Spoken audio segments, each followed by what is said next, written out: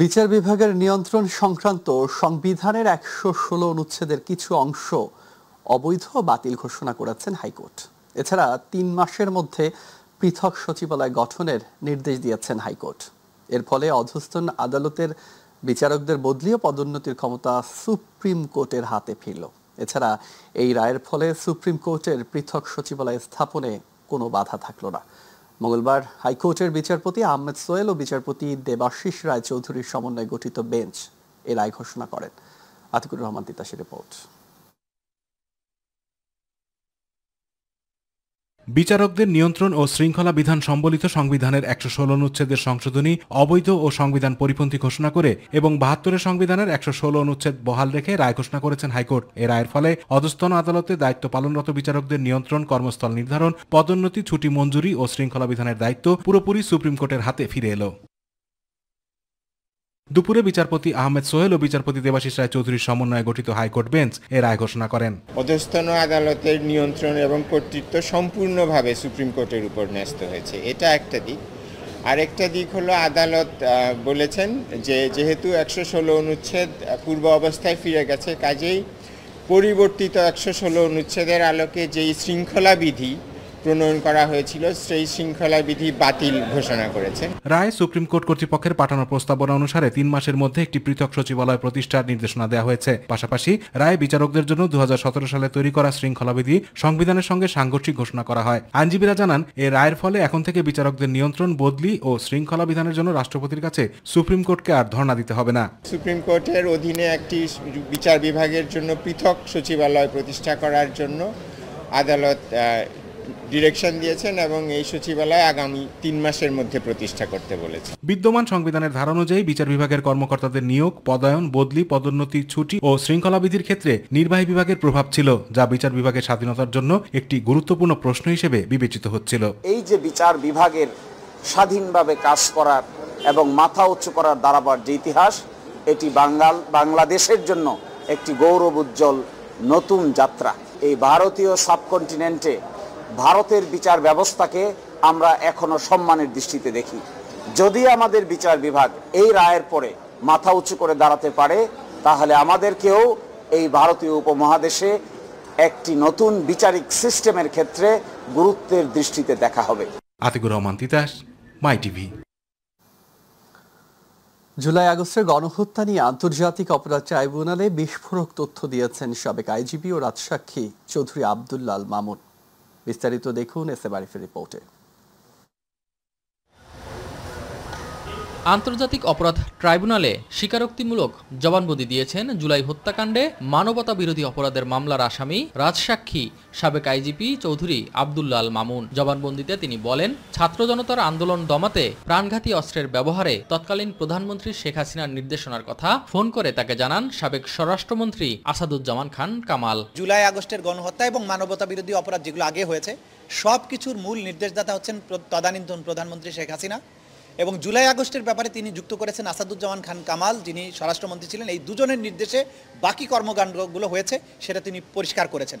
তিনি আরও পরিষ্কার করেছেন পুলিশের মধ্যে কোন কোন কর্মকর্তা অতি উৎসাহী ছিলেন, কোন কোন কর্মকর্তা কমান্ড স্ট্রাকচার ভঙ্গ করে কাজ করতেন, কি ধরনের অপরাধ তারা সংগঠিত করতেন, সবকিছু তিনি ব্যাখ্যা করেছেন। অতিরিক্ত বল প্রয়োগ করে জুলাই আন্দোলনে সাধারণ মানুষকে আহত নিহত করার ঘটনায় পুলিশ প্রধান হিসেবে লজ্জিত ও অনুতপ্ত হওয়ার কথা আদালতকে জানান সাবেক আইজিপি।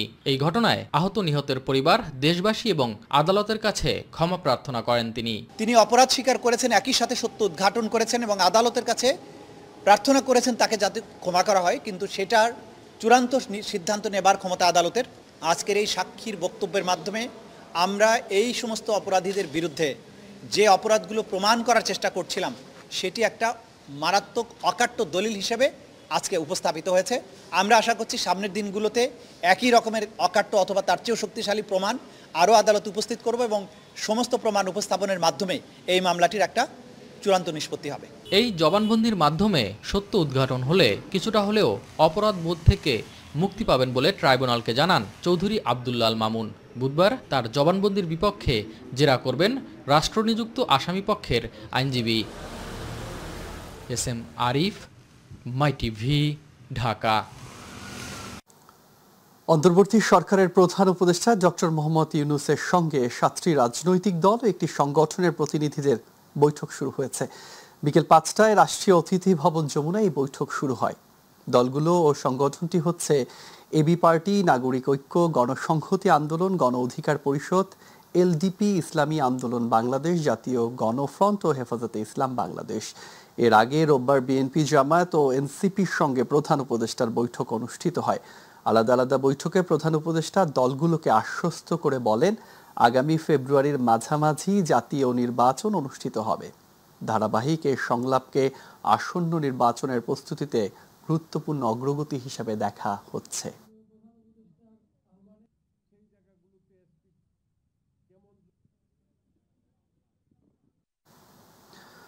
দর্শক, প্রধান উপদেষ্টার সঙ্গে যে 7টি রাজনৈতিক দলের যে বৈঠক অনুষ্ঠিত হচ্ছে, আমরা সরাসরি যুক্ত হচ্ছি সেখানে।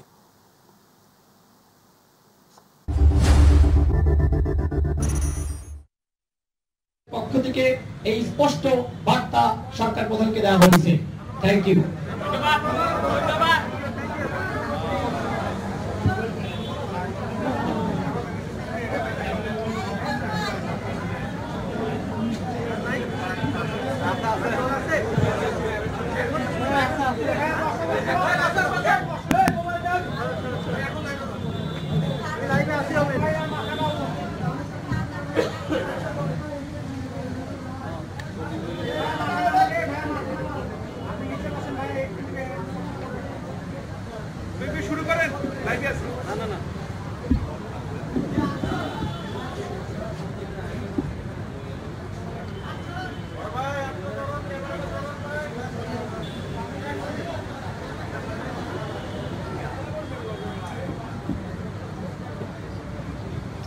আসসালামু আলাইকুম।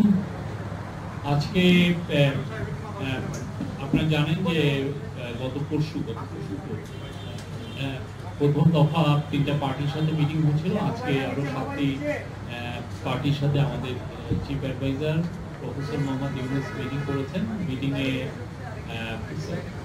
অ্যাডভাইজারদের মধ্যে ওয়াহিদুদ্দিন মাহমুদ, সিআর আবরার, আদিলুর রহমান খান এবং রিজওয়ানা হাসান ছিলেন। তো আমি স্যারের যে মেসেজ যেটা ছিল সেটা আমি একটু পড়ে শোনাচ্ছি আপনাদেরকে। যে পার্টিগুলো ছিল সেই পার্টিগুলো হচ্ছে এবি পার্টি, নাগরিক ঐক্য, গণসংহতি আন্দোলন, গণ অধিকার পরিষদ, এলডিপি, ইসলামী আন্দোলন বাংলাদেশ, জাতীয় গণফ্রন্ট ও হেফাজতে ইসলাম বাংলাদেশ। তারা আসলে কি ডিসকাশন করেছে অলরেডি আমার ধারণা যে তারা আপনাদের সাথে সেটা অলরেডি শেয়ার করেছে এখানে। তো আমি চিফ অ্যাডভাইজার যা বললেন সেটা আবারও আমি আপনাদেরকে জানাচ্ছি। প্রধান উপদেষ্টা বৈঠকে সুস্পষ্টভাবে বলেছেন নির্বাচন ফেব্রুয়ারি মানে 2026-এর ফেব্রুয়ারির প্রথমার্ধেই অনুষ্ঠিত হবে। সুষ্ঠু ও উৎসবমুখর নির্বাচনের জন্য রাজনৈতিক দলগুলোর কাছে তিনি পরামর্শ চেয়েছিলেন মিটিংয়ে। তিনি বলেছেন, এটা তার কোর্স, আপনি লিখতে পারেন কোর্স হিসেবে, আনন্দ ও উৎসবমুখর পরিবেশে নির্বাচন হবে। জীবনে কখনো ভোট দিতে পারেনি তাদের জন্য এই নির্বাচন ভালো অভিজ্ঞতা দিতে হবে। যারা ভোট দিতে গিয়ে তিক্ত অভিজ্ঞতার সম্মুখীন হয়েছেন পূর্বে, তাদেরও ভালো অভিজ্ঞতা দিতে হবে। কেউ যেন বলতে না পারে যে আমাকে ভোট দিতে দেওয়া হয়নি। যারা অন্তর্বর্তীকালীন সরকারকে নির্বাচন পর্যন্ত পৌঁছাতে দিতে চায় না, তারা যত রকম ভাবে পারে বাধা দিবে। বাংলাদেশের সত্তাকে গড়ে তুলতে তারা বাধা দিবে। তারা সর্বোচ্চ চেষ্টা করবে নির্বাচন বানচাল করার। এমন পরিস্থিতি সৃষ্টি করার চেষ্টা করবে যাতে নির্বাচন না হয়। এগুলোর কিছু কিছু লক্ষণ এখন দেখা যাচ্ছে, সামনে আরো আসবে। এই জন্য আমাদের আরো সতর্ক হতে হবে, আমাদের চেষ্টা। দর্শক, প্রধান উপদেষ্টার সঙ্গে যে 7টি রাজনৈতিক দলের যে বৈঠক হয়েছিল এবং বৈঠক পরবর্তী যে সংবাদ সম্মেলন হচ্ছিল, আমরা সেখানে যুক্ত হয়েছিলাম। চলে যাচ্ছি পরের সংবাদে। শেখ হাসিনা দেশ ছেড়ে পালিয়ে গেলেও ভারতে বসে ষড়যন্ত্র করছে বলে অভিযোগ করেছেন বিএনপি মহাসচিব মির্জা ফখরুল ইসলাম আলমগীর। তিনি বলেন, শেখ হাসিনার নির্দেশে কেউ হামলা চালালে তাদের হাত ভেঙে দিতে হবে। উত্তরায় খাল পরিষ্কার কর্মসূচিতে যোগ দিয়ে তিনি এসব কথা বলেন। এদিকে পৃথক একটি অনুষ্ঠানে বিএনপির স্থায়ী কমিটির সদস্য গয়েশ্বরচন্দ্র রায় বলেছেন, একটি অদৃশ্য চক্র ভোট বানচালের ষড়যন্ত্র করছে। ইউসুফ আলীর রিপোর্ট। বাংলাদেশ জাতীয়তাবাদী দলের ৪৭তম প্রতিষ্ঠাবার্ষিকী উপলক্ষে উত্তরার দিয়াবাড়িতে খাল পরিচ্ছন্ন কর্মসূচির আয়োজন করে ঢাকা মহানগর উত্তর বিএনপি। কর্মসূচিতে অংশ নিয়ে পলাতক স্বৈরাচারের সমালোচনা করেন বিএনপির মহাসচিব মির্জা ফখরুল ইসলাম আলমগীর। হাসিনা দেশ থেকে পালাইছে ঠিকই, কিন্তু শয়তানি ছাড়ে নাই। ওই ভারতে গিয়ে আবার শয়তানি শুরু করছে, তাই না? ওইখানে আওয়ামী লীগকে বড় উস্কায় দেয়, ছাত্রলীগকে উস্কায় দেয়, এই তোমরা গোলমাল করো, মিটিং করো, মিছিল করো, মারামারি করো, নেতাদেরকে মারো। তিনি বলেন, গণতন্ত্র হত্যাকারীরা অপকর্ম করলে পাল্টা জবাব দিতে হবে। আপনারা সাবধান থাকবেন, যদি আপনাদের কারো উপর হাত পড়ে ওই আওয়ামী লীগের সেই হাত আপনারা ভেঙে দিবেন। আমরা লক্ষ লক্ষ মানুষের রক্তের বিনিময়ে স্বাধীনতা পেয়েছি। এই দেশটা কারো দামে দেওয়া নয়, তা আমাদের রক্তের উপর দিয়ে পাওয়া দেশ। সেই কারণেই শেষ রক্তবিন্দু দিয়ে হলেও আমরা আমাদের দেশের স্বাধীনতা রক্ষা করব, বন্ধুরা, আমাদের সার্বভৌমত্ব রক্ষা করব। ওইখানে আমাদের কোনো আপোষ নাই। সামাজিক যোগাযোগ মাধ্যমে যেসব গুজব ছড়ানো হচ্ছে তাতে কান না দেওয়ার আহ্বান জানান বিএনপির মহাসচিব মির্জা ফখরুল ইসলাম আলমগীর। আমাদের মধ্যে বিভ্রান্তি সৃষ্টি করার জন্য আওয়ামী লীগ ওই ভারতবর্ষ থেকে সোশ্যাল মিডিয়ার মাধ্যমে সমানে গুজব ছড়াচ্ছে। আমাদের মধ্যে কোনো বিভেদ নাই, আমাদের মধ্যে ঐক্য, সে ঐক্য নিয়েই আমরা জয় করব ইনশাআল্লাহ। এদিকে রাজধানীর মুগদায় বৃক্ষরোপণ ও খাল পরিষ্কার কর্মসূচিতে অংশ নিয়ে বিএনপির স্থায়ী কমিটির সদস্য গয়েশ্বরচন্দ্র রায় বলেন, নির্বাচন বানচালের ষড়যন্ত্র করছে একটি মহল। আপনাদের ভোটের অধিকারটা যাতে আপনারা না পান, ভোটটা যাতে না দিতে পারেন, তার মধ্যে একটা ষড়যন্ত্র আছে। কিছু অনুমান করা যায়, কিন্তু চোখে দেখা যায় না। কারণ চিহ্নিত শত্রু মোকাবেলা করা সফল, শত্রুকে দেখা যায় না, তাকে মোকাবেলা করা কঠিন। সেই কারণে সজাগ থাকতে, গণতন্ত্রের বিরোধী, ভোটের বিরোধী শক্তিকে উচিত জবাব দেওয়ার জন্য আপনারা সদা প্রস্তুত থাকবেন। ইউসুফ আলী, মাই টিভি, ঢাকা। এবারে ছাত্র সংসদ নির্বাচন প্রসঙ্গ।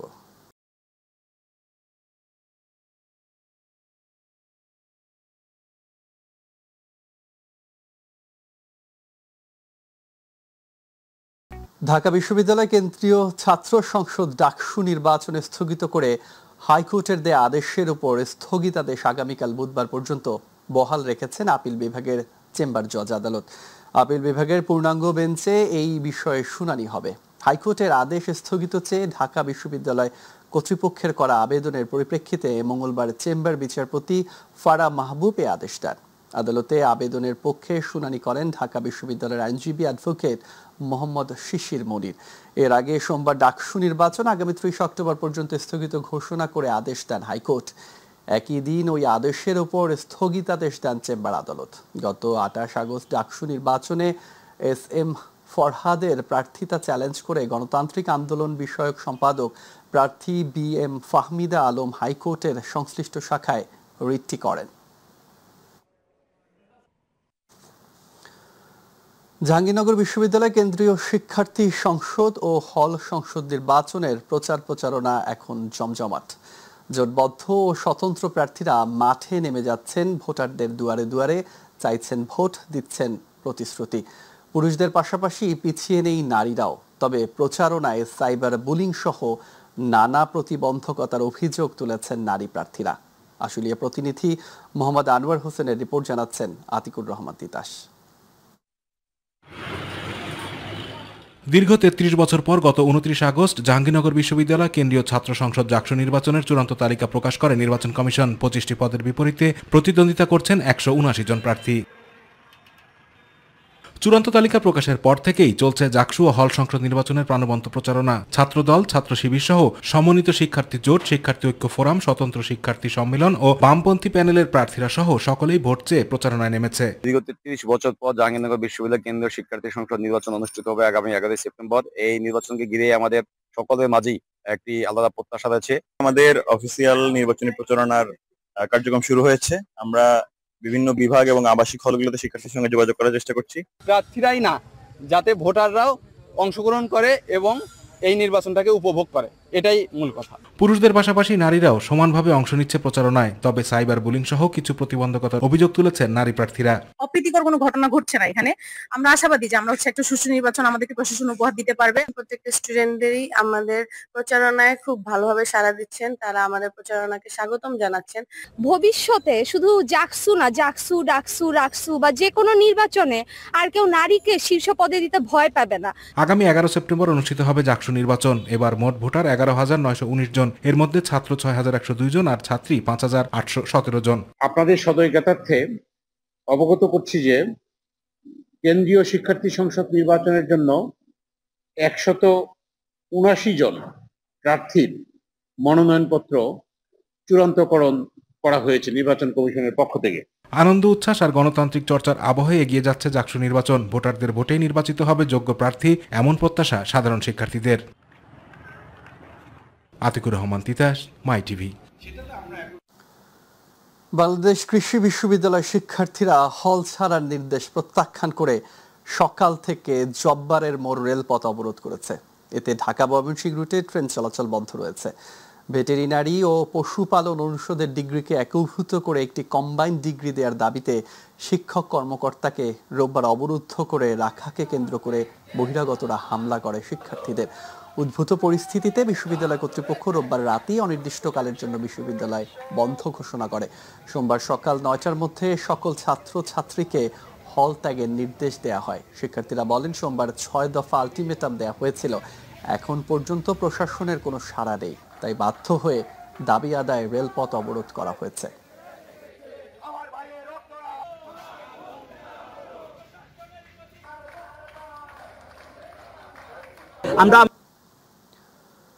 বিশ্ববিদ্যালয়গুলোতে চলমান সংকট দ্রুতই কেটে যাবে বলে জানিয়েছেন শিক্ষা উপদেষ্টা ডক্টর চৌধুরী রফিকুল আবরার। তিনি বলেন, যে কোনো সহায়তার জন্য বিশ্ববিদ্যালয় সহ স্থানীয় প্রশাসনের সাথে যোগাযোগ অব্যাহত রেখেছে শিক্ষা মন্ত্রণালয়। গত কয়েকদিনে দেশে বিভিন্ন বিশ্ববিদ্যালয়ে ঘটে যাওয়া অনাকাঙ্ক্ষিত ঘটনার বিষয়ে সচিবালয়ে সাংবাদিকদের প্রশ্নের জবাবে তিনি এসব কথা বলেন।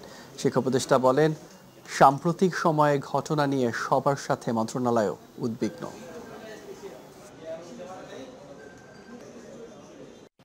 তবে সে কারণেই আমাদের দিক থেকে এটা আহ্বান যে খুব দ্রুততম সময়ের মধ্যে এই সমাধানগুলো করে ফেলা, এবং সেখানে যে বিভিন্ন লোকাল অ্যাডমিনিস্ট্রেশন তারাও সহযোগিতার হাত বাড়াচ্ছেন।